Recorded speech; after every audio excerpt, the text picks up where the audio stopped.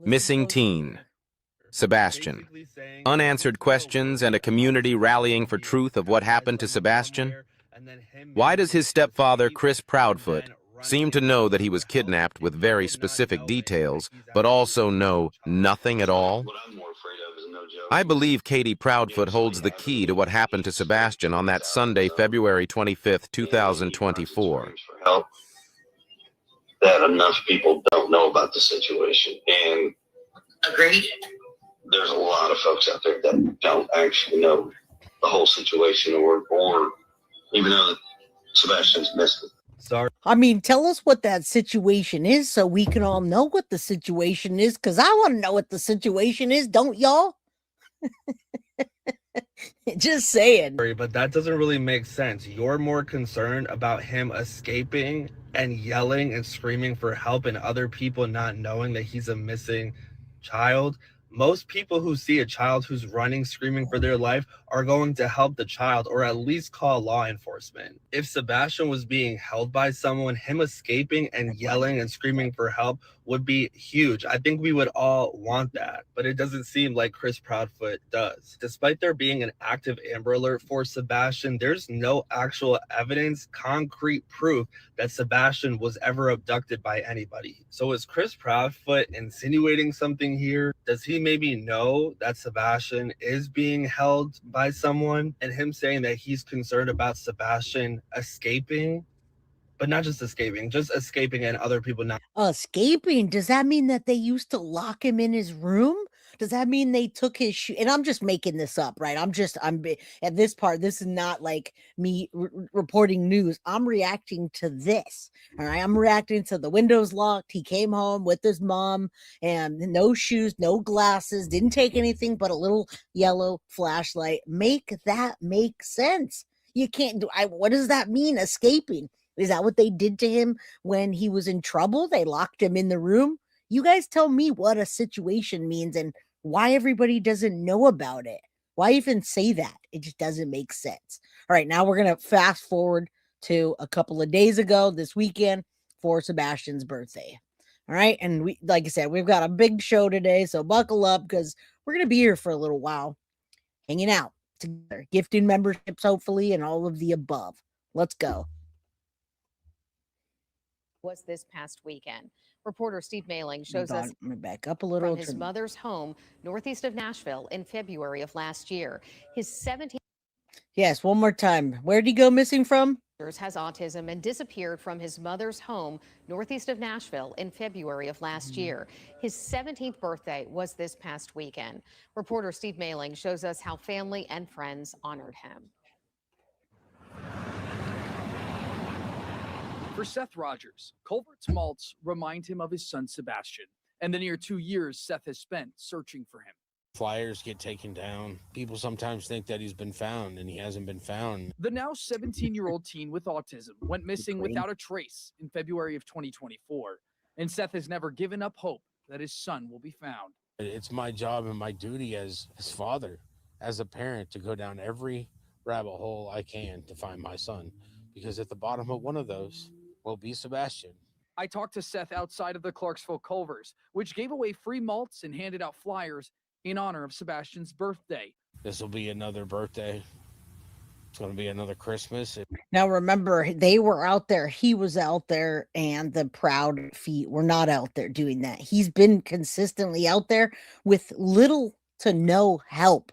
I wish I was in Tennessee. I wish I were in Tennessee. I wish I was closer, because I would get out there with that man and grab some dang flyers and hand me a microphone, whatever, a megaphone, and help the man. I saw a little bit of the turnout, but it just didn't look like there were too many people interested. And instead, Katie decided to go on a channel that almost nobody would have heard what she said. All right. And again, right out of the gate, she uses him in the past tense. So let's keep going. We got a while today. If he's not found before then, something that a parent never wants to actually have to go through. Welcome. Since Sebastian has been missing, Seth has led the charge in searching for his son, with calls from investigators seemingly going silent as time passes. I've put over 36,000 miles on my truck in leads. 36,000 miles on his truck in Leeds. And I'm going to stop just for a second because I do remember I blanked out. Jason Jensen, PI, you're also working on the Summer Wells case. Is that correct? I'm covering Summer Wells tomorrow. There's some pretty interesting things happening in the Summer Wells case. Jason Jensen, he said I would offer to help too. I mean, just saying, but I don't know if people want to. I don't know if people want the help, Jason. I mean, Seth wants the help, but Katie and Chris clearly don't want the help because, well, I don't know why.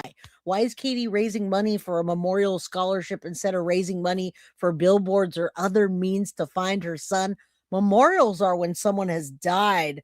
I wish I had a bell on here right now or a little button that I can press that's like ding, ding, ding. You got it. Dang, that's just wild. I can't imagine losing a child either and having the other parent dog you, not talk to you when everything was okay before that. What's happened now? What's changed? And thank you for being here, Jason. Feel like I I'm the only appreciate you. parent out here looking for my son. And that's that's sad. That's sad for my son to have been staying someplace and living somewhere where those people aren't even looking for him. Yes. Leads that have taken him to Virginia, Ohio, Kentucky, Mississippi, and a handful of other states. It's an investigation he wants the FBI to take control of, a request he feels has fallen on deaf ears. They may not like me saying it, but I'm invested. It's my son. They're not. It's just another person to them. I refuse to accept that. He wants the community to continue to keep their eyes open, pass out understood. flyers, and help him bring his son home safe. If you are seeing this, Sebastian, phone number is still the same. Call me. I will come and pick you up. I don't care where you're at. If I got to get a boat. I feel so bad for Seth. I mean, and I know he pops here time to time, so I say a prayer for you, Seth. Jason Jensen, that's awesome of you saying that you would help, of course, just to help, because that is what we do when we want to find a missing child or even raise awareness so people do know he's missing and they don't see a child running and not know what to do. That's the weirdest, most absurd thing that I've heard in a while from anybody that didn't have anything to do with it. Poor, I do feel bad for Seth. He has a huge hope that he's going to bring Sebastian home alive.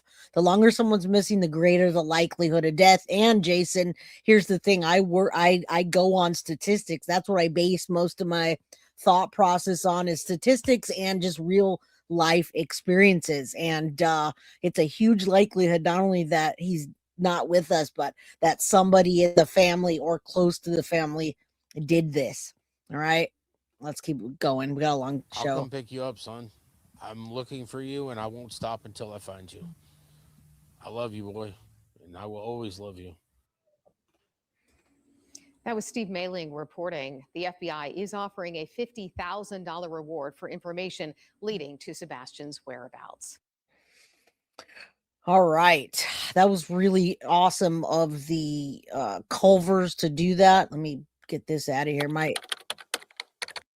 internet has been really slow, guys, and so I have been a little bit later because I'm trying to get the episodes ready, and the internet doesn't want to help. So thank you guys for being here and being patient. Just look quickly. I want to make sure Culver's gets the spotlight for doing an awesome thing. Culver's to host the event, which one of our local people said it was a great turnout, which is awesome. So they want to bring awareness back. Sebastian was 17 now for his birthday, missing since February 26, 2024, Clarksville, Tennessee. That was really awesome of them as a nonprofit, and Culver's in Clarksville teamed up to host the event to bring Sebastian Rogers case back to the forefront in Tennessee. Sebastian is 17 now, or would be, with autism, who had been missing from Hendersonville since February 26, 2024. As we said earlier, still an Amber Alert. It was issued back then, and it remains active. Voices of Truth, a nonprofit advocacy group, definitely go subscribe to their channel as well on YouTube, says their sole mission is to find Sebastian Rogers. The group hosts a weekly YouTube show sharing information that they believe could help bring him home. Like I said, go subscribe to Voices of Truth if you haven't. And that's really awesome that they did the free mall and missing flyer for Sebastian. The nonprofit said it received support from Culver's in Clarksville to sponsor an awareness event on his 17th birthday. Guys, December 17th, the restaurant will be providing free malts. Is that a typo? That must be a typo. Anyway, Clarksville location on the day, passing out flyers.